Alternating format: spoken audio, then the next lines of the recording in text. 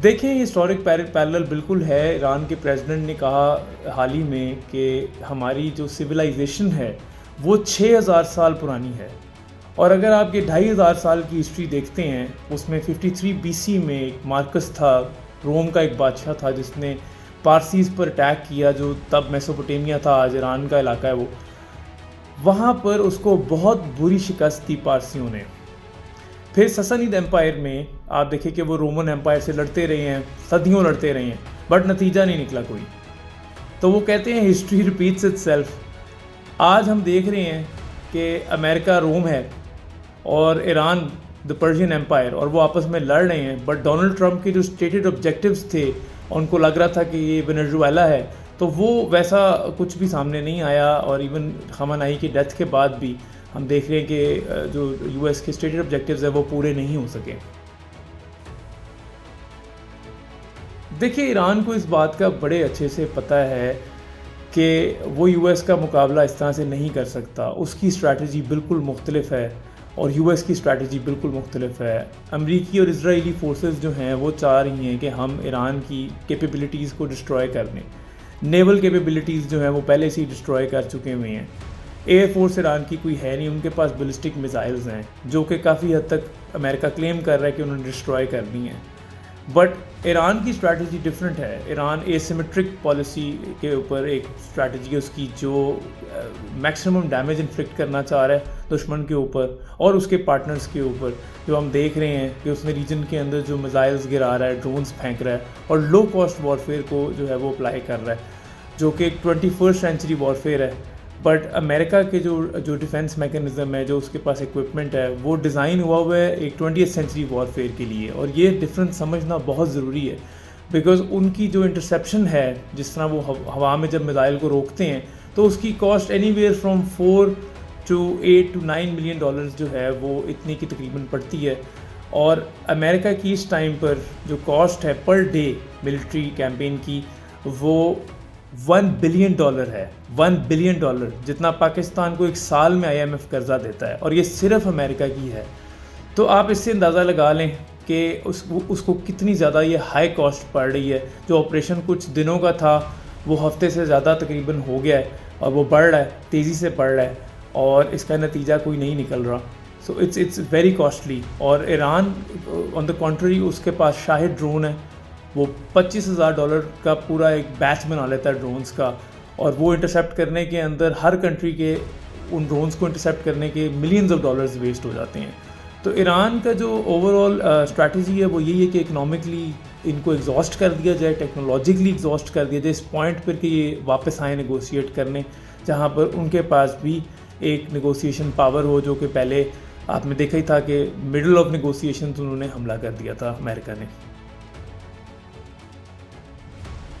War of attrition जो है वो एसेंशियली देखें ये है कि दोनों साइड्स एक दूसरे को कमज़ोर करना चाहती हैं और जितना जल्दी कर सकें, जिससे वॉर बहुत लंबी होती है। हमने ये देखा कि यूक्रेन रशिया जो है इसकी एक बड़ी अहम एग्जांपल है और लेटेस्ट एग्जांपल है 21st सेंचुरी वॉरफेयर की, कि रशिया एक सुपर पावर है, जो कि यूक्रेन एक बहुत छोटा सा मुल्क है ब्लैक सी के साथ, लेकिन उसने 5 साल रशिया का मुकाबला किया है। और उसने जो टेक्निक्स यूज़ की हैं काफ़ी ईरान से सिमिलर हैं, ड्रोन वॉरफेयर और वो सब कुछ। तो वो वॉर ऑफ एट्रिशन है कि लंबी वॉर जिसके अंदर कोई डिसाइसिव विक्ट्री अगले को मत मिल सके, उसको कमज़ोर कर दिया जाए। और ईरान भी यही वॉरफेयर कर रहा है। बल्कि अब मैंने अभी रिसेंटली खबर पढ़ी थी इंटरनेशनल न्यूज़ में कि डोनाल्ड ट्रंप ने प्रेसिडेंट ज़ेलेंस्की जो यूक्रेन के हैं उनसे रब्ता किया था फॉर एंटी ड्रोन सिस्टम्स, क्योंकि उनको पता है कि उनके पास जो पेट्रियट और थैड्स हैं, जिस तरह मैंने बताया आपको कि जो मिसाइल्स रोकने की उनके पास टेक्नोलॉजी है वो बहुत एक्सपेंसिव है।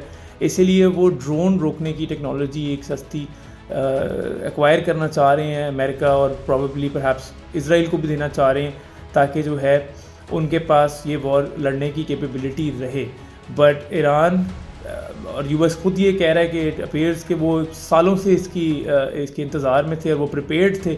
और जिस तरह से उनकी स्ट्रैटेजी है कि वो अपने मिसाइल्स को जो है कंजर्व कर रहे हैं और डेली अटैक कर रहे हैं इजराइल के ऊपर, तो लग नहीं रहा कि वो रोकेंगे और वो अपने एनिमी को एग्जॉस्ट करना चाह रहे हैं। आप देख रहे हैं कि पूरे रीजन के अंदर वो जो पेट्रियट से प्रोटेक्टेड है और थैड से प्रोटेक्टेड है, वो इनकी बैटरीज ख़त्म करना चाहते हैं ताकि जो है इकोनॉमिक और टेक्नोलॉजिकली वो इतना लॉस हो जाए इन ममालिक को कि ईरान जो है वो इवेंचुअली नेगोशिएट कर सके with a strong upper hand.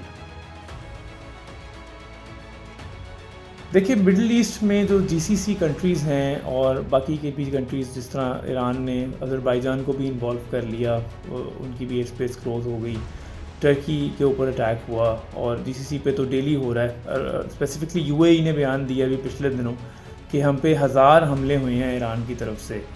तो 1000 अटैक्स का मतलब है कि 1000 दफ़ा उन्होंने अगर इंटरसेप्ट किया है तो आप उसकी कॉस्ट लगा लें कि anywhere from between 1 billion to 5 billion उनकी सिर्फ डिफेंस की कॉस्ट है। तो वो उनको मिलिटरीली भी बहुत कॉस्ट कर रहा है। और जिस तरह से वहाँ से एक्सपैट्रिएट पॉपुलेशन जो है अब एग्ज़िट कर रही है, अमेरिकन्स जा रहे हैं, कैनेडियंस जा रहे हैं, तो जाहिर सी बात है कि वो जिन कंपनीज़ को चला रहे हैं वो कंपनीज़ भी बंद होंगी। अगर टेम्परेरली होती हैं तो उससे भी काम बंद होगा। और अगर स्ट्रेट ऑफ हॉर्मूज़ बंद है, जहाँ से सारी सप्लाईज़ आती हैं, फूड सप्लाईज़ आती हैं मिडल ईस्ट की, जीसीसी कंट्रीज़ की, और जाती हैं ऑयल सप्लाईज़, तो वो दुनिया को ऑयल से भी महरूम कर रहा है ईरान। और साथ में इन कंट्रीज़ को, जो मिडल ईस्टर्न कंट्रीज़ हैं, जीसीसी कंट्रीज़ हैं, उनको फूड सप्लाई से भी महरूम कर रहा है, जिससे कि अगर फूड की शॉर्टेज हो जाती है तो बहुत ज़्यादा फियर और केओस की सिचुएशन क्रिएट हो सकती है।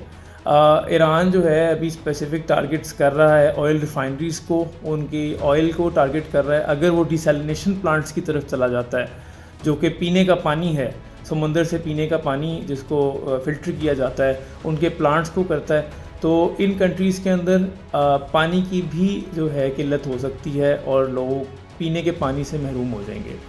तो काफ़ी ज़्यादा उसकी इकोनॉमिक फॉल आउट है, उसकी ह्यूज जो है नुकसानात हैं।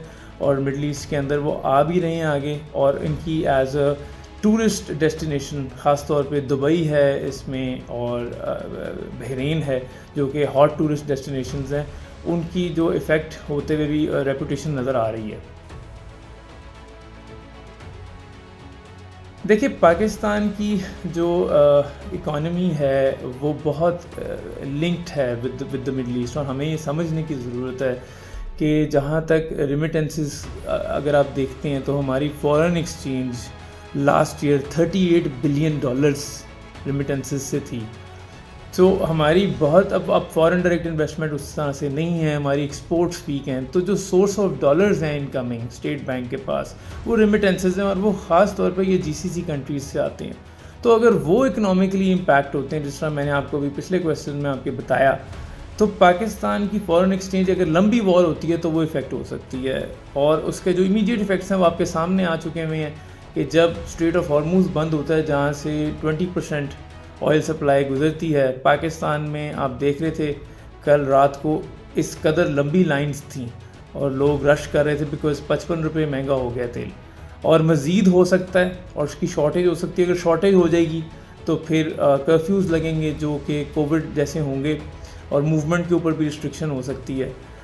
पाकिस्तान बिजली जो है वो अपनी सारी की सारी जो है वो इलेक्ट्रिसिटी से बनाता है, ऑयल से बनाता है अपनी इलेक्ट्रिसिटी। सो ऑयल शॉर्टेजेस का मतलब ये है कि we looking at long load sheddings, और ज़्यादा लोड शेडिंग से फिर जो है हमारी सिविलियन पॉपुलेशन डिस्टर्ब होगी। ये रमज़ान का महीना है और जिसके अंदर हमने सैरी करनी होती है, रोज़े रखने होते हैं, तो that can also be impacted. और उसकी जो लॉन्ग टर्म कॉन्सिक्वेंसेस हैं वो आप देख रहे हैं स्टॉक मार्केट के ऊपर, प्रॉपर्टी प्राइसेस के ऊपर, क्योंकि पाकिस्तान सिर्फ वॉर पे अपने दो पूरे वेस्टर्न फ्रंट के ऊपर भी वॉर चल रही है, तो उसका ट्रिकल इफ़ेक्ट जो है वो बहुत ज़्यादा संगीन है। और ये अगर रिज़ॉल्व नहीं होती तो उसका पाकिस्तान के ऊपर काफ़ी ज़्यादा बुरा इम्पैक्ट आ सकता है in terms of all the other things, and eventually Pakistan might get involved क्योंकि उसका सऊदी के साथ पैक्ट भी है, डिफेंस पैक्ट।